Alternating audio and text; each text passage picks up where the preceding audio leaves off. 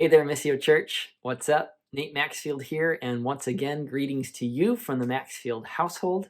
We hope that this video finds you well. We miss you, and we look forward to worshiping with you again someday, whenever that can be. But in the meantime, we do hope that these devotional guides have been a useful tool for you and your families as you engage them together. I hope that they've been edifying and encouraging for you. This week's devotional guide, it is a bit heavy. We're dealing with a simple yet really tough passage from Luke chapter 13. In this particular passage, Jesus is teaching a large crowd, and there's some people within the crowd that bring up a recent, seemingly senseless tragedy to Jesus. And by bringing it up to him, they're essentially asking him to make sense of it for them. I'm sure that at some point, we've all struggled to make sense of a seemingly senseless tragedy. Maybe it's something that we've seen on the news, or worse, maybe it's something that we've experienced in our own life. I know that when I was watching 9/11 unfold on the news, and as the towers fell, I couldn't help but ask the question, like, why? Why is this happening? And that's the million-dollar question that we're all prone to ask when we're faced with tragedy. Behind this question is an attempt to reconcile our ideas of God's sovereignty with his goodness.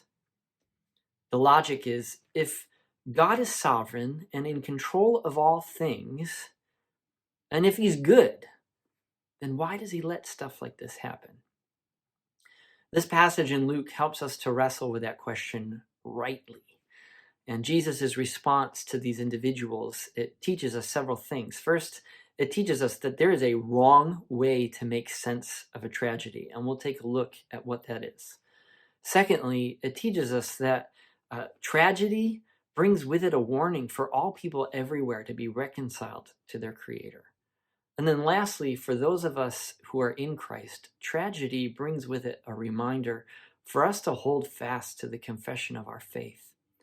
Our faith allows us to face uncertainty in this life with the hope of knowing that God is working out his eternal purposes, and that he has effectively, through Christ, delivered us from the greatest tragedy that we could ever possibly face, and that is the tragedy of his eternal judgment. So as you work through the devotional guide today, again, it's a heavy subject, and the temptation would be to just zip right through it, but I would encourage you to just take time with it today. Wrestle with it. As you look at the liturgy today, it's designed to tear us down and then build us back up in the gospel. As you look at the songs today, they teach us of our hope in life and death, Jesus Christ. And as your gaze is fixed to him through these songs, through the liturgy, through the message, I pray that our eyes together would be opened anew to how glorious the gospel is, how glorious the weight of the reality is that God has steadfast love and mercy for all who fear him. And that steadfast love and mercy provides for us an eternal salvation. So may you be encouraged by that today. Lastly, we're going to be praying for one of our gospel partners today. We're going to be praying for Noel Martin.